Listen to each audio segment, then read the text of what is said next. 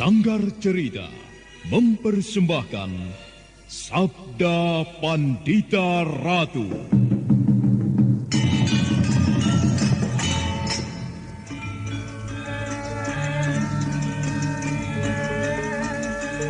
Apa yang kau lakukan di Kediri? Kau berkeliaran di jalan-jalan dengan berpakaian compang-camping seperti pengemis. Sebuah cara yang sangat sempurna untuk menyembunyikan jati dirimu yang sebenarnya. Kalau kau melihatku dalam keadaan seperti ini, karena memang seperti inilah aku akan mengamuk. Aku akan mencari kematian. Bumi ini sudah terlalu lama ketempatan tubuhnya yang penuh kotoran. Sekaranglah saatnya aku menemukan jalan kematian yang paling sesuai. Aku Kumbakarna. Akulah Kumbakarna.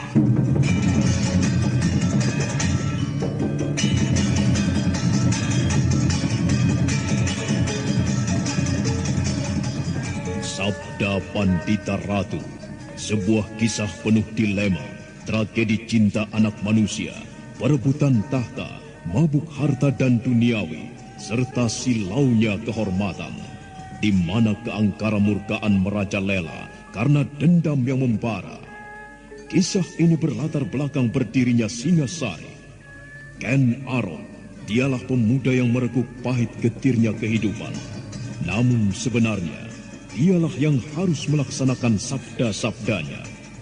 Perjalanan sengsaranya adalah awal untuk meraih keberhasilan, untuk menuju kejayaannya di saat Singasari berdiri.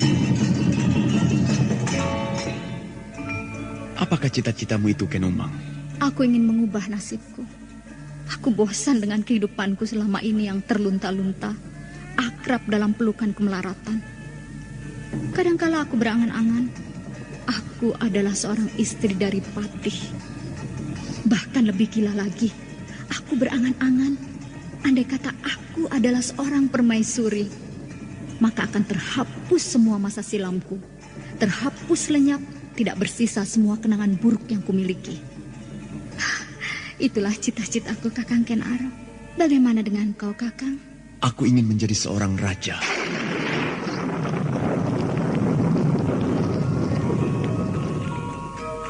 Sabda Pandita Ratu.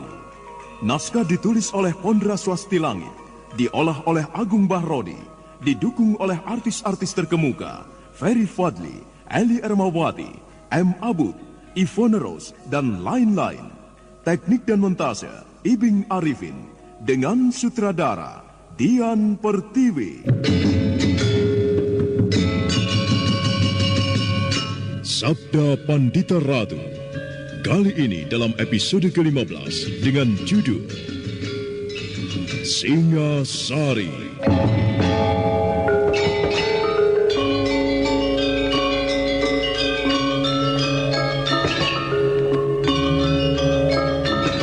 Dalam seri ke-427 ini dengan para pemain M. Abud sebagai Ken Arok, Hari Akik sebagai Sakyamurti, Nanang sebagai Diposari, Ana Sampayon sebagai Umat Durga Parabandari, Chris Urspon sebagai Rudra Bondo, HP Burhan sebagai Rangga Lampitan, Suryadin dan Endang sebagai Kiai dan Nyai, dan Asdi Suhastra, pengantar cerita.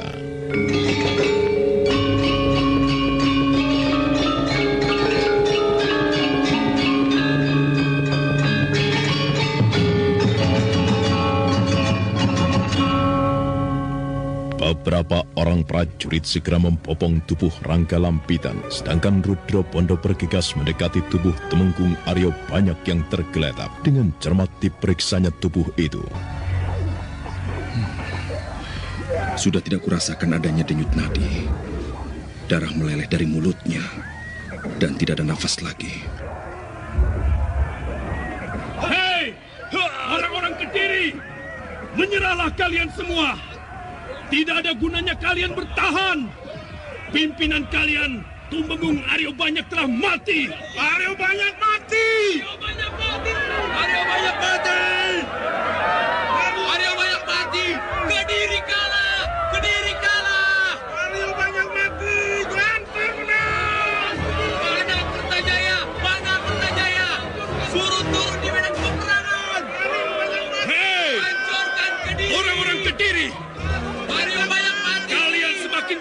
mendesak.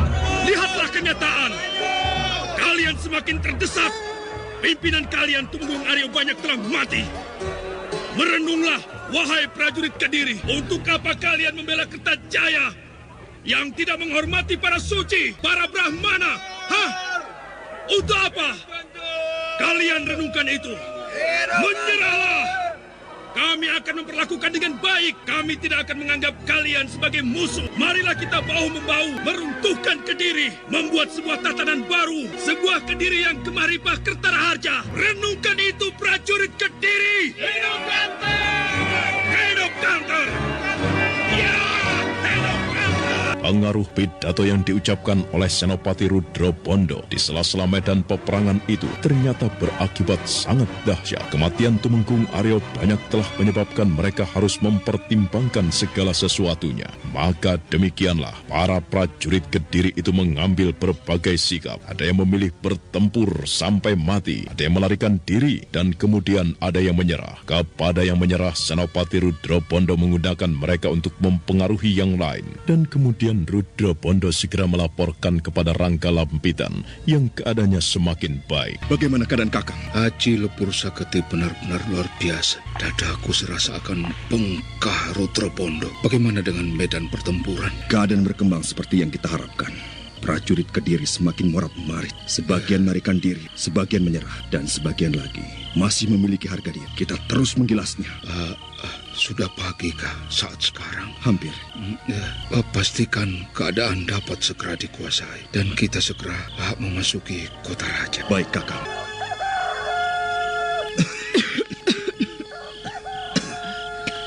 Itulah sebabnya, Kiai. Kalau kau tidak nurut dengan kata-kataku, kalau kau tidak mau tidur, tidak keluyuran di luar, kau tidak akan terkena batuk. Aku ini sudah tua, Nyai. Sudah uzur. Batukku ini bukan karena aku berada di luar rumah. Batuk memang sudah menjadi langganan orang tua. Sudah tahu begitu, kau berada di luar rumah, Kiai. Banyak yang sedang aku renungkan, Nyai.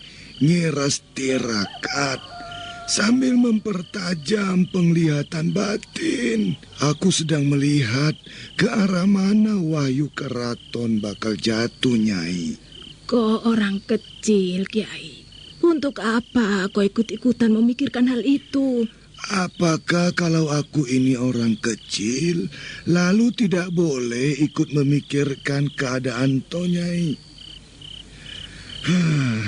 Beberapa hari ini aku melihat pertanda-pertanda aneh. Aku melihat lintang kemukus, Nyai. Aku sendiri yang melihat benda itu berada di langit sebelah timur. Anehnya, ketika aku tanyakan kepada orang lain, mereka tidak melihatnya. Padahal menurut kepercayaan, apabila ada bintang yang mempunyai ekor itu di langit, itu pertanda sebuah malapetaka yang menyangkut banyak orang akan terjadi. Turunnya pagebluk, penyakit, jalmo moro jalmo mati. Artinya kehidupan datang, maka ia mati. Pagi sakit, besoknya mati. Malam sakit, siangnya mati. Pagebluk itu namanya. Dan ternyata isyarat itu benar, Nyai. Aku tidak melihat adanya pagebluk, Kiai. Pagebluk itu tidak kuartikan seperti yang baru saja kuuraikan itu, Nyai. Tetapi perang yang sedang terjadi sekarang ini. Lihatlah, Nyai. Jauh di sana itu, api menjilat-jilat. Nampaknya beberapa rumah telah dibakar. Peperangan telah meletup. Mataku ini sudah lamur. Bagaimana aku bisa melihatnya? Aku tidak melihat apa-apa, Kiai. Api menjilat-jilat di mana-mana, Nyai. Kelihatan jelas dari sini. Asalnya jelas dari kota raja. Para penjara dari Tumapel itu mungkin sedang membakar istana atau membakar rumah penduduk. Dan kira-kira saja, Nyai, namanya juga peperangan. Pasti banyak mayat-mayat bergelimpangan. Perang, Nyai. Lintang Kemukus itu menandai peristiwa ini. Mungkin malapetaka ini masih awalnya, belum yang sebenarnya, Nyai. Jika orang-orang Tumapel itu menang dan ternyata mereka adalah segerombolan orang-orang liar, mungkin kita yang sudah tua ini ikut dilarak ke alun-alun. Sebenarnya lah, ketika perang sedang terjadi, namun orang sibuk memikirkan nasibnya sendiri, tidak terperhatikan oleh siapapun. Di belahan langit sebelah timur telah muncul lintang Kemukus yang cahayanya tidak terlalu terang, tetapi ekor bintang itu nampak jelas menjauhi arah matahari. Pagi menjelang fajar, perimbangan peperangan langsung berubah ketika pasukan yang dipimpin Rangga Lampitan dan Senopati Rudro Bondo telah memasuki kota raja dari arah utara. Pasukan Kediri yang masih dikendalikan oleh Tumenggung Murtiwandawa menjadi kocar-kacir. Pasukan Ganter akhirnya datang juga. Keadaan pasukan Kediri semakin parah dan tidak tertolong lagi. Sekarang saatnya Alengka Diraja telah ditelan bah pasukan keras yang tidak terhitung jumlahnya. Kumbakarna mengamuk. Kumbakarna mulai mengamuk. Kumbakarna sang senopati itu mulai menunjukkan geraman. Geraman maharaksasa. Kumbakarna. Pertempuran semakin menggila. Prajurit Tumapel bersama-sama Ganter menekan semakin keras kekuatan Kediri yang kian payah. Pasukan Kediri benar-benar kocar-kacir. Pemandangan yang mengerikan ketika pembantaian terjadi menumbuhkan pesona luar biasa di dada Tumenggung Murtiwandawa yang tidak lagi merasakan dirinya sebagai Sakya Murti, tetapi lebih sebagai seorang raksasa dari Alengka Diraja, Kumbakarna. Dengan lamparan sebuah ajian sejenis gelap ngampar yang melontarkan teriakannya sampai ke sudut-sudut kota raja, Sakya Murti berteriak lantang. Hai para prajurit Kediri, dengarlah. Ini aku Tumenggung Murtiwandawa. Kediri sudah tidak dapat dipertahankan lagi. Terserah bagaimana kalian memutuskan nasib kalian sendiri. Jika kalian menyerah, menyerahlah. Jika kalian ingin mempertahankan Kediri dengan nyawa kalian hingga titik darah terakhir, terserah kalian. Kalian semuanya telah terkepung. Pertimbangkan baik-baik. Dalam waktu yang bergerak menuju ke fajar yang kemerah-merahan di langit timur, warna candik kala yang seperti darah itu sendiri, perubahan berlangsung sangat cepat.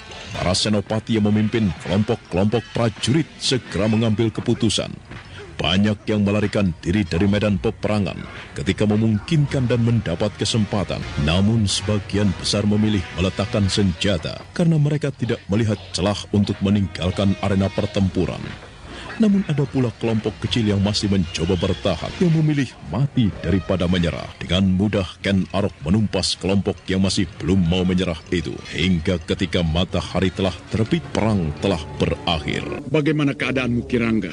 Aku tidak kekurangan apa-apa, Ken Arok. Meski aku terluka pada bagian pinggang. Baiklah, cerita lain nanti saja. Sekarang banyak hal yang harus kita kerjakan. Aku akan memasuki istana. Aku ingin menangkap Kertajaya. Aku akan memaksanya untuk maklumatkan kekalahan Kediri di hadapan rakyatnya. Ken Arok, ada sesuatu yang ingin kulaporkan. Ada apa di Posari? Mungkin sangat menarik perhatianmu. Karena bukankah dalam beberapa waktu yang lewat, kau telah mengamuk medan pertempuran dan mencarinya, tidak juga kau temukan. Ia sekarang telah menampakkan diri. Tumenggung Murtiwandawa? Iya, ia telah dikepung beberapa senopati pilihan. Aku akan melihatnya. Dengan langkah bergegas, Ken Arok menuju tempat yang ditunjukkan oleh Senopati Diposari. Sebenarnya lah di sudut alun-alun sebelah utara, seseorang tengah menjadi pusat perhatian. Orang itu tidak lagi mengenakan pakaian compang-camping, tidak juga mengenakan penyamaran prajurit rendahan, tetapi telah menggunakan pakaian serba putih. Sebuah keris ada di tangan kirinya, dan sebuah tombak yang berlandaian panjang, dan mata tombaknya kehitam-hitaman berada di sebelah kanan. Dia adalah Sakya Murti. Kediri telah kalah. Kediri telah jatuh, berakhir nasib Kediri. Akan tetapi matahari di timur tetap akan bergerak ke barat, muncul lagi keesokan harinya.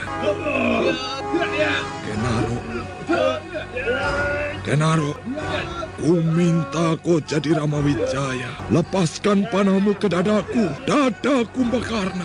Aku adalah Kumbakarna. Akan ku bela Kediri dengan nyawaku.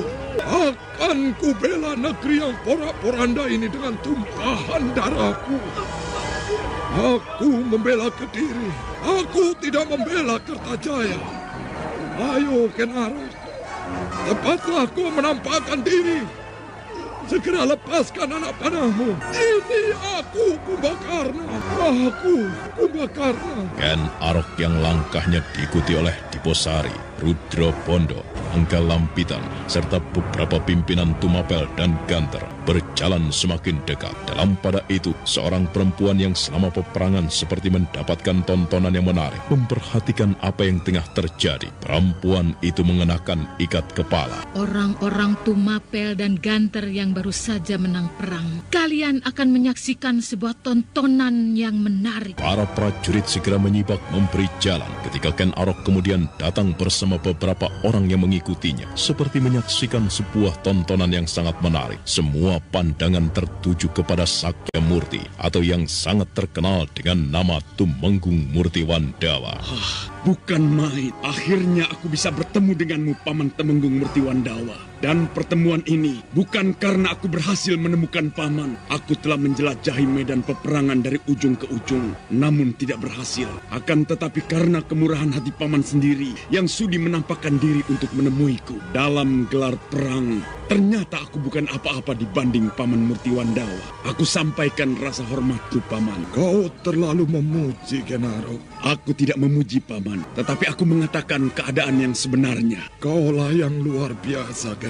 Kau mempunyai ilmu kanuragan yang sangat tinggi hingga tidak masuk akal. Boleh aku melanjutkan kata-kataku, Paman Murti Wandawa? Berbicaralah. Kediri telah berakhir. Aku akan mengukuhkan berdirinya sebuah negeri baru yang aku beri nama Singasari. Sementara Kediri tidak lagi menjadi pusat pemerintahan, melainkan suatu daerah yang mempunyai tingkatan sama dengan Pakuwon. Itulah Singasari, sebuah negeri yang baru yang diharapkan akan menjadi matahari terbit yang memberikan cahaya dan harapan baru. Akan kau jadikan apa Murti Wandawa di Singasari itu? Aku akan menempatkan Paman Murti Wandawa sebagai panglima perangku. Apa yang Paman tertawakan? Kau melihat apa yang aku genggam ini, Kenaro? Di sebelah kiri adalah sebuah keris pusakaku yang aku andalkan, Kiai Kuda Ngerangit. Di sebelah kanan adalah sebuah tombak dengan landaian ala kadarnya, yang baru saja aku ambil dari medan peperangan. Namun mata tombaknya adalah senjata yang tidak bisa dianggap remeh. Dan kau lihat bagaimana pakaianku. Pakaiannya gini-gini. Tenang. Semua prajurit aku harap tenang. Ayo tenang prajurit. Apa arti yang kau lakukan itu, Paman Murti Wandawa? Aku akan menjadi Kumbakarna. Ken Arok menyadari bahwa ucapan itu pasti yang akan keluar dari mulut Sakya Murti. Dengan tenangnya sambil tersenyum, Ken Arok mencoba melunakkan hati singa tua dari Kediri itu. Tidak ada gunanya, Paman. Paman tidak perlu terlampau mengedepankan harga diri yang berlebihan. Mari kita lupakan perang yang baru saja terjadi. Perang itu terasa sangat pedih, meninggalkan banyak luka. Apakah Paman masih akan menambahinya? Sayang, Ken Arok. Aku melihat pasukanmu adalah pasukan kera. Dan aku melihat wajahmu sendiri adalah wajah kera yang sangat buruk. Mungkin kau adalah Hanoman. Mungkin kau adalah Sugriwa. Aku tidak berwajah kera, Paman Murti Wandawa. Aku adalah manusia. Kalau begitu, berperanlah kau sebagai Ramawijaya. Maaf, Paman. Aku tidak menyenangi permainan seperti ini. Aku minta Paman bersedia memenuhi permintaanku. Tidak, Kenaro. Aku akan mempertahankan negeriku yang akan dijarah ini dengan tumpahan darahku. Sekali lagi, Paman Murti Wandawa. Aku minta Paman mengendalikan diri.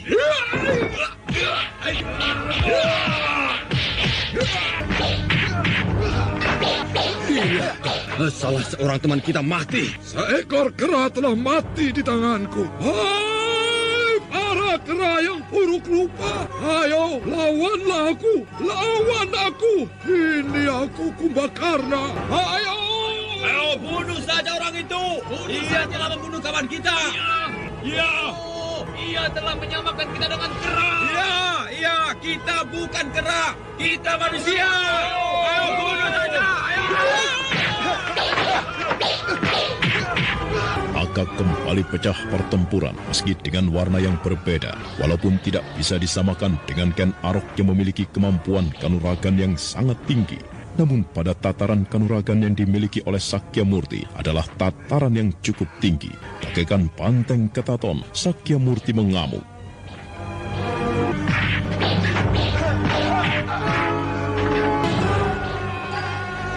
Ken Arok dililit kebimbangan. Dia justru menjadi serba salah ketika mengartikan Temenggung Murtiwandawa terlalu berat menyimpan permasalahan pribadinya dan ingin mengakhirinya dengan mencari kematian di medan pertempuran. Ken Arok membiarkan pengeroyokan atas Temenggung Murtiwandawa itu beberapa saat lamanya. Korban mulai jatuh, ayunan tombak Murtiwandawa telah mengail nyawa. Sebuah permainan yang semakin menarik. Dengan meminjam tubuh orang itu, aku bisa melibatkan diri di dalam kekacauan ini. Ken Arok, kau akan merasakan kepalamu serasa akan retak. Umat Durga berada di sini, Ken Arok. Umat Durga yang pernah kau kecewakan. Kau lihat, Ken Arok, sebuah banjir darah yang jauh lebih mengerikan daripada peperangan yang baru saja kau gelar bakal terjadi di halaman istana ini.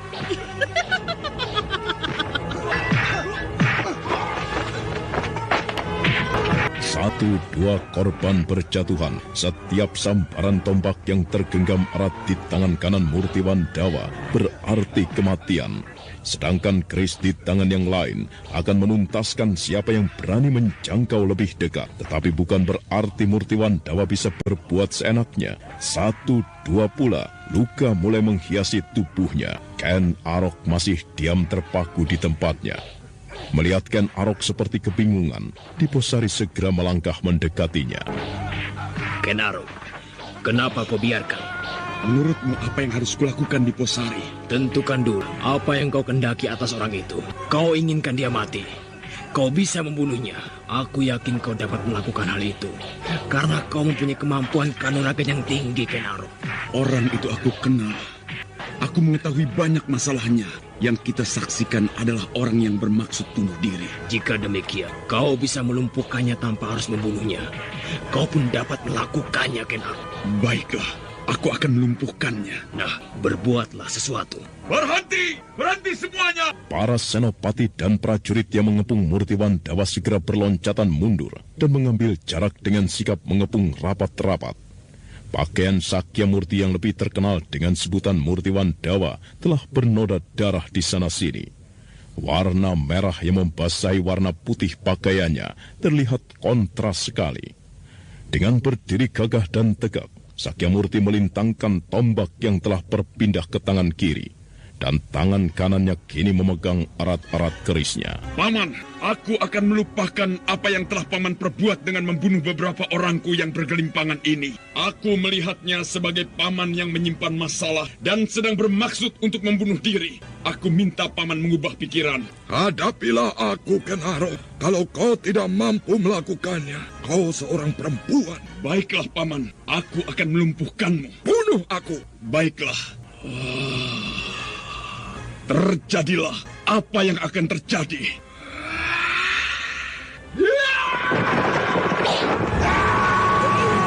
Matilah kau di tanganku, Ken Arok.